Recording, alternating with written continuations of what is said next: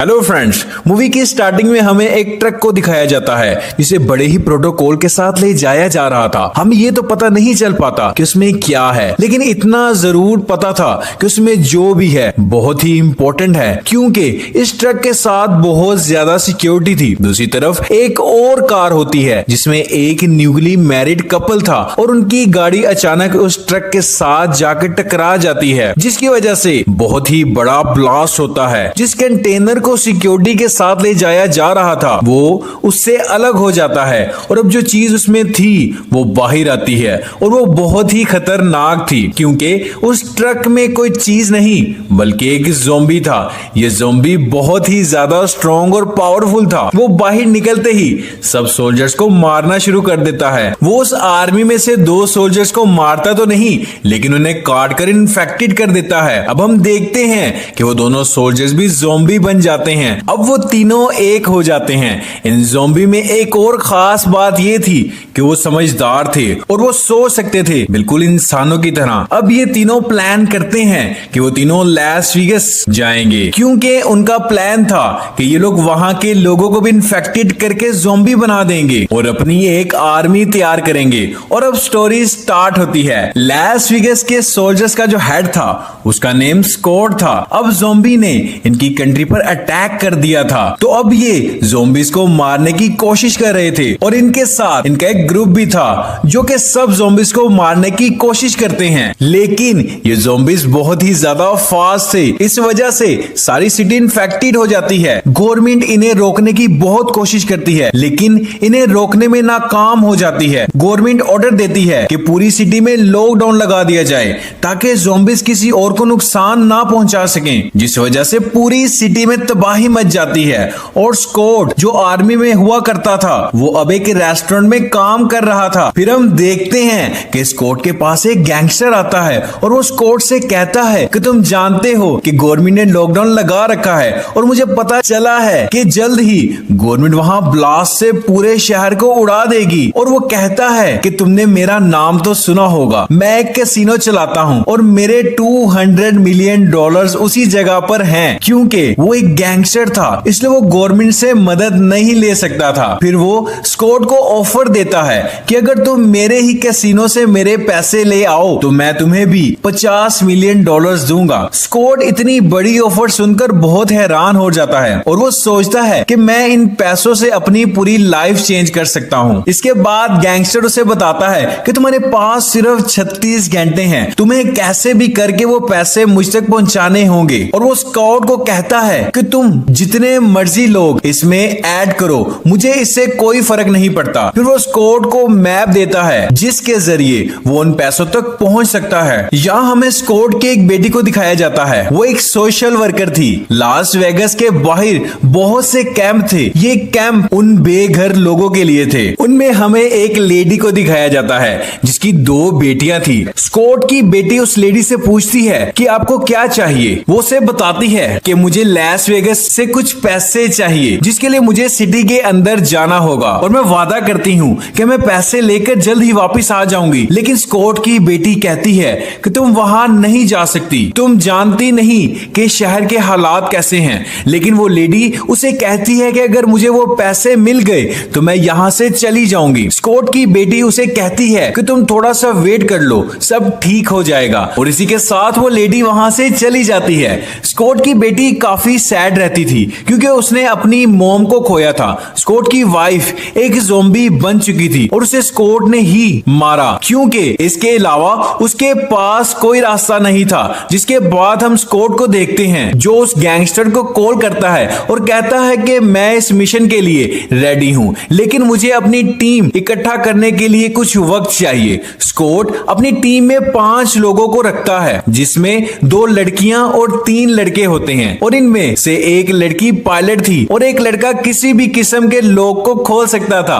और एक लड़का बहुत ही अच्छा शूटर था। स्कॉट ने कहता है कि मैं तुम्हें इसके बाद पैसे दूंगा, लेकिन तुम लोगों ने अपनी पूरी कोशिश करनी है। और वो सब उसी गैंगस्टर से मिलने के लिए जाते हैं। वो गैंगस्टर उन्हें सारा प्लान बताता है कि कैसे पैसों को लेना है और वो साथ में अपना एक साथी भी भेजता है। जिसके बाद स्कॉट अपनी बेटी के पास आता है और वो कहता है कि मुझे इस काम में तुम्हारी भी मदद चाहिए, जिस पर स्कॉट की बेटी मान जाती है। लेकिन स्कॉट अपनी बेटी से कहता है कि तुम वेगस के अंदर नहीं जाओगी क्योंकि वहां बहुत खतरा है। इसी दौरान स्कॉट की बेटी को पता चलता है कि वही कैंप वाली लड़की वेगस के अंदर जा चुकी है। उसे तो सिटी के बारे में कुछ भी नहीं पता और अब उसकी जान को खतरा है। जिसके बाद हम देखते हैं कि स्कॉट की बेटी अपने डैड से रिक्वेस्ट करती है कि प्लीज मुझे भी अपने साथ ले जाएं, वहां किसी को मेरी जरूरत है। पहले तो स्कॉट मना कर देता है, लेकिन फिर उसे कहता है कि तुम्हें अपना ख्याल रखना होगा और वेगस में हमारे साथ रहना होगा। स्कॉट अपनी सारी टीम के साथ वेगस के अंदर चला जाता है। वहां पर ज़ॉम्बीज़ ने सारी सिटी को तबाह किया हुआ था। कैंप वाली लड़की को वेगस में जाने के लिए एक लड़की ने हेल्प की थी और वो एक गार्ड थी और वो भी स्कॉट की टीम में थी। और फिर हम एक टाइगर को देखते हैं जो कि ज़ॉम्बी टाइगर था और वही सोल्जर लड़की उनकी एक टीम के आदमी की टांग पर गोली मार देती है ताकि वो ज़ॉम्बी टाइगर इससे मार दे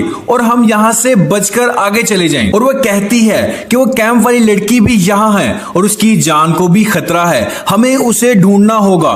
स्कॉट कहता है कि इन सब के लिए हमारे पास वक्त नहीं है, हमारे पास सिर्फ एक दिन है। स्कॉट की बेटी भी उस कैंप वाली लड़की की हेल्प करना चाहती थी, लेकिन उसे उसके फादर की बात माननी थी, इसलिए वो उनके साथ चल पड़ती है। वो लोग एक बिल्डिंग में जाते हैं और कुछ ज़ॉम्बीज को देखते हैं जो कि सो रहे थे। वो लोग आहिस्ता आहिस्ता उस ज़ॉम्बीज के दरमियान से गुजरने लगते हैं, लेकिन एक लड़की से आवाज हो जाती है और वो ज़ॉम्बीज उठ जाते हैं। वो सारे ज़ॉम्बीज उस लड़की पर अटैक कर देते हैं और लड़की उन ज़ॉम्बीज से बचने की बहुत कोशिश करती है। अब वो समझ चुकी थी कि वो उन ज़ॉम्बीज का मुकाबला नहीं कर सकती, इसलिए वो अपने साथियों से खुद को शूट करवाती है, जिससे वहां ब्लास्ट होता है और इससे वो लड़की और ज़ॉम्बीज मारे जाते हैं। इसके बाद वो सब कैसीनो पहुंच जाते हैं और स्कॉट की बेटी सारी लाइट्स को ऑन करती है। अब सारी टीम पैसे उठाने के लिए तैयार थी।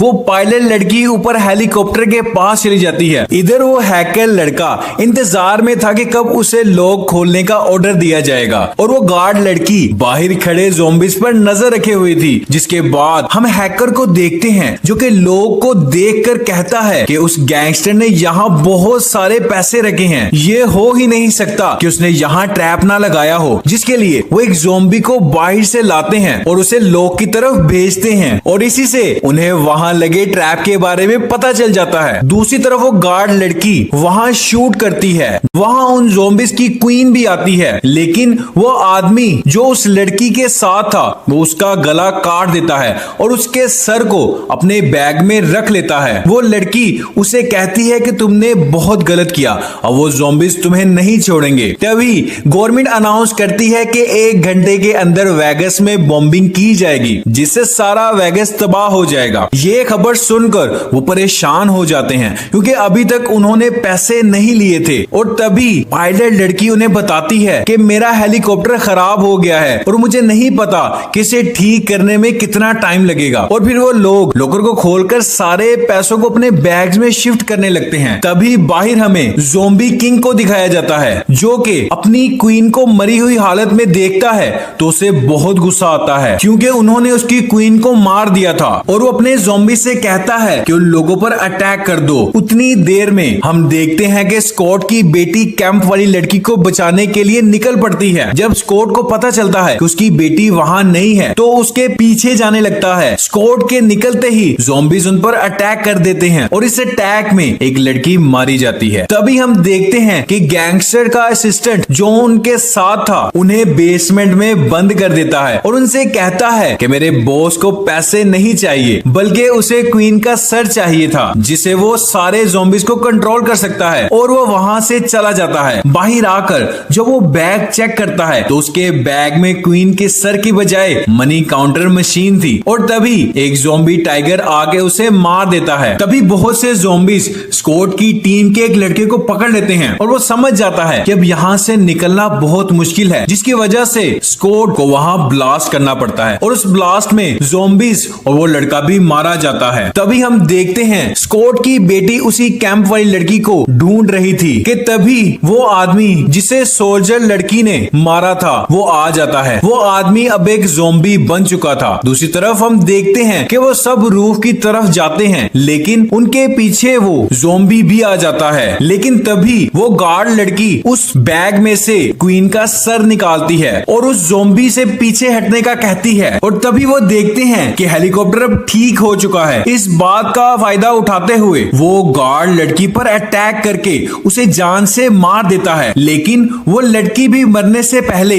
उस क्वीन का सर नीचे गिरा देती है, जिससे क्वीन मर जाती है। अगर वो क्वीन का सर दोबारा उसकी बॉडी के साथ अटैच कर देते तो वो फिर से जिंदा हो सकती थी, लेकिन अब उसका सर क्रश हो चुका है, जिसकी वजह से ज़ॉम्बी को बहुत गुस्सा आता है। इसके बाद हम स्कॉट की बेटी को देखते हैं, जो कि उस जगह आ जाती है जहां उस कैंप वाली लड़की को रखा गया था, लेकिन तभी वहां वो ज़ॉम्बी भी आ जाता है। लेकिन स्कॉट की बेटी काफी बहादुर थी, वो उसे मार देती है। फिर हम देखते हैं कि वहां मेन ज़ॉम्बी भी आ जाता है। वो अपने साथियों के साथ उन दोनों पर अटैक करने की कोशिश करता है और तभी हम देखते हैं कि स्कॉट भी उसी जगह आ चुका था जहां उसकी बेटी थी। वो उन दोनों को वहां किसी तरह निकालता है। वो सब जल्दी से भागकर रूफ पर आते हैं ताकि वहां से भाग सके, लेकिन तभी वो ज़ॉम्बी भी वहां आ जाता है और वो हेलीकॉप्टर के ऊपर जंप लगा देता है। इसी दौरान स्कॉट और ज़ॉम्बी की फाइट होती है। इस फाइट के दौरान वो ज़ॉम्बी स्कॉट को काट लेता है। इस लड़ाई में पायलट को भी गोली लगती है और तभी स्कॉट उन ज़ॉम्बी लीडर को शूट कर देता है, जिससे वो मेन ज़ॉम्बी मारा जाता है। और तभी एयर स्ट्राइक होना शुरू हो जाती है और वो वहां से निकल जाते हैं। इस दौरान सिर्फ स्कॉट और उसकी बेटी बचते हैं, लेकिन स्कॉट भी अब इन्फेक्टेड हो चुका था। यहाँ स्कॉट की बेटी अपने डैड से माफी मांगती है। उसने हमेशा अपने डैड से नफरत की और कभी उसका कहना नहीं माना। वो कहती है कि मैं आपसे नाराज थी क्योंकि आपने मेरी मॉम को मार दिया, लेकिन आप भी अपनी जगह ठीक थे। तभी स्कॉट अपनी बेटी को कुछ पैसे देता है जो उसने वहां से चुरा लिए थे और तभी स्कॉट भी ज़ॉम्बी में बदल रहा था। वो अपनी बेटी से कहता है कि मुझे शूट कर दो ताकि मैं किसी और की जान ना ले सकूं और किसी और की जान मेरी वजह से ना जाए। तो स्कॉट की बेटी रोते हुए अपने डैड को शूट कर देती है और यहाँ उसे रियलाइज होता है कि क्यों उसके फादर ने भी उसकी मॉम को शूट कर दिया था। और तभी वहाँ रेस्क्यू टीम भी आ जाती है जो कि स्कॉट की बेटी को अपने साथ ले जाती है। अब हम वेगस शहर को देखते हैं जो कि पूरी तरह से एयर स्ट्राइक की वजह से तबाह हो चुका था। फिर हम देखते हैं कि स्कॉट की टीम का एक आदमी अभी भी जिंदा था। वो पैसे लेकर वहां से निकलता है और एक फ्लाइट बुक करता है। जब वो प्लेन में बैठता है तो अचानक उसकी तबीयत खराब होने लगती है और जब वो वॉशरूम में जाकर अपने बाजू को देखता है तो उसे याद आता है कि उसे ज़ॉम्बी लीडर ने काटा था। और इसी के साथ ये मूवी एंड हो जाती है।